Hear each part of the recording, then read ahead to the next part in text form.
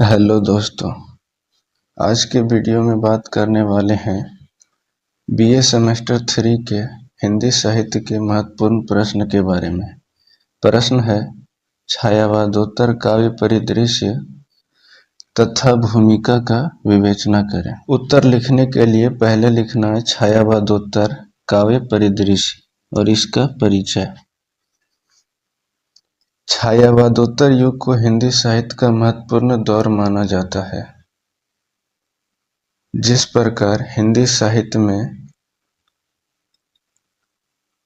आदिकाल और भक्ति काल हुए, उसी प्रकार हिंदी साहित्य का एक महत्वपूर्ण दौर, एक महत्वपूर्ण समय छायावादोत्तर युग को भी माना जाता है। इस युग में जो रचनाएं की गई उसे छायावादोत्तर काव्य कहा गया। छायावादोत्तर युग का आगमन छायावाद के बाद हुआ। इसकी समय सीमा लगभग 1938 से 1947 तक माना जाता है, यानी 1938 से लेकर भारत की आज़ादी तक 1947 तक छायावादोत्तर काव्य की रचना हुई। काव्य में मुख्य रूप से 3 धाराएं उभरकर सामने आती है। पहला प्रयोगवादी, प्रगतिवादी, प्रयोगवाद, नई कविता। इस काल में 3 प्रकार की धाराएं उभरकर सामने आई, प्रगतिवादी और प्रयोगवाद और नई कविता। इस दौर के काव्य रचनाओं में सामाजिक, राजनीतिक तथा आर्थिक परिवर्तन जैसे अनेक स्पष्ट प्रभाव नजर आती है। इस युग के काव्य में तीनों प्रभाव पड़ी, सामाजिक, राजनीतिक और आर्थिक। अगला है छायावादोत्तर काव्य की प्रमुख काव्य धाराएं। पहला काव्य धारा है प्रगतिवाद। छायावाद के अंत में जो रचनाएं की गई उसे प्रगतिवाद नाम दिया गया। छायावाद के अंत में जो रचनाएं की गई उसे प्रगतिवाद नाम दिया गया। प्रगतिवाद का जन्म रूस के समाजवादी विचारधारा से प्रेरित होकर हुई। प्रगतिवाद का जो जन्म है वो रूस के मार्क्सवादी विचारधारा, जिसे समाजवादी विचारधारा कहते हैं, उससे जन्म हुई। जब भारतीय समाज में जनसंख्या तथा सामाजिक, राजनीतिक, आर्थिक और धार्मिक विसंगतियां थी, उस समय रूस इन विसंगतियों को मात देकर ऐसी समाज की स्थापना कर चुकी थी जहां समाज के सभी तबके के लोगों की सुख सुविधाओं का ख्याल रखा जाता था। जब भारत में सामाजिक राजनीतिक समस्या थी, उस समय रूस ऐसा समाज का स्थापना कर चुका था जहां लोगों की सुख सुविधाओं का प्रतिष्ठा होता था। भारतीय कवियों ने रूस की इन व्यवस्थाओं को देखकर अपने काव्यों के माध्यम से एक प्रगतिशील समाज की स्थापना के लिए रचनाएं करने लगे। लोगों के मन में सामाजिक चेतना की मान भाव बोध लाने का प्रयत्न किया गया। भारत के कवियों ने जिस प्रकार रूस में देखा सामाजिक व्यवस्था, उसी प्रकार का भारत में भी लाने का प्रयास किया। इसलिए उन्होंने अपने कविताओं में यहाँ की सामाजिक परेशानियों का चित्रण किया। आगे है प्रगतिवाद के प्रमुख कवि।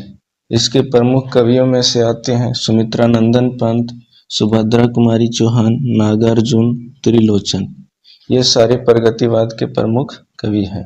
आगे है प्रगतिवाद की कविताओं में सामाजिक समस्या जैसे आर्थिक असमानता, शोषण समस्याओं के समाधान मिलता है।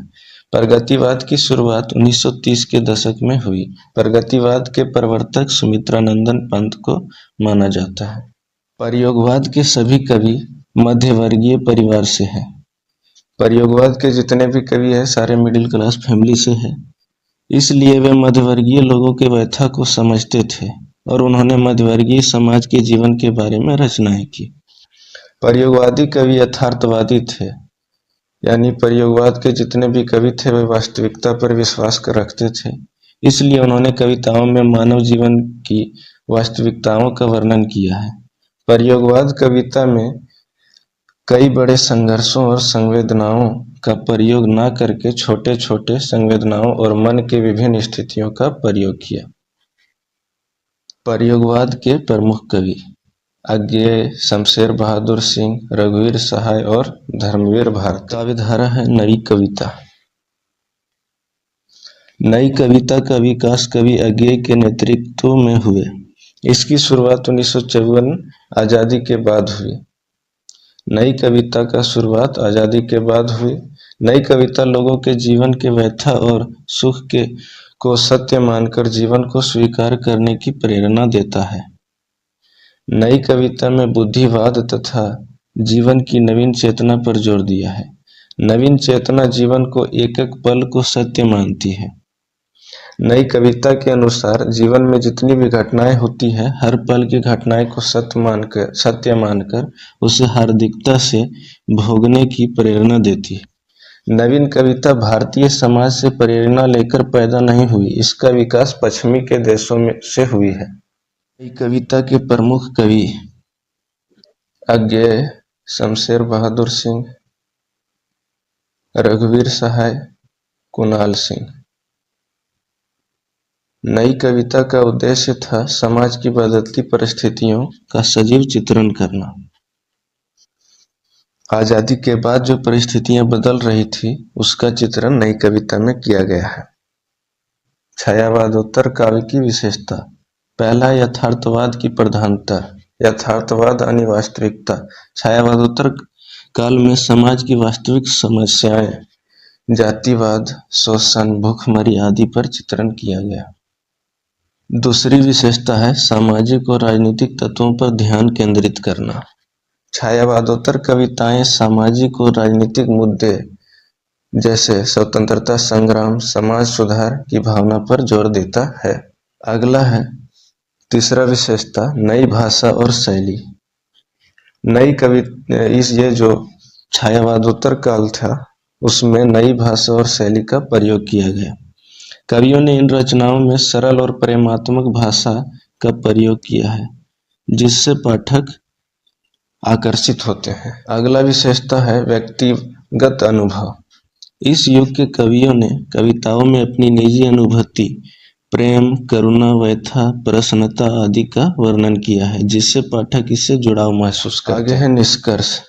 अतः उपरोक्त बिंदुओं से हमें स्पष्ट होता है कि छायावादोत्तर काव्य की प्रमुख 3 धाराएं सामने आई। जो भी 3 धाराएं पहले हम लोग पढ़ चुके हैं, प्रगतिवाद, प्रयोगवाद और नई कविता। इन तीनों की अपनी विशेषता रही। प्रगतिवाद मार्क्सवादी सिद्धांत पर आधारित थी। प्रयोगवाद नई बिंबों और प्रतीकों का प्रयोग करने पर आधारित थी। तो वहीं नई कविता हमें समाज के वास्तविकता को दिखाता है।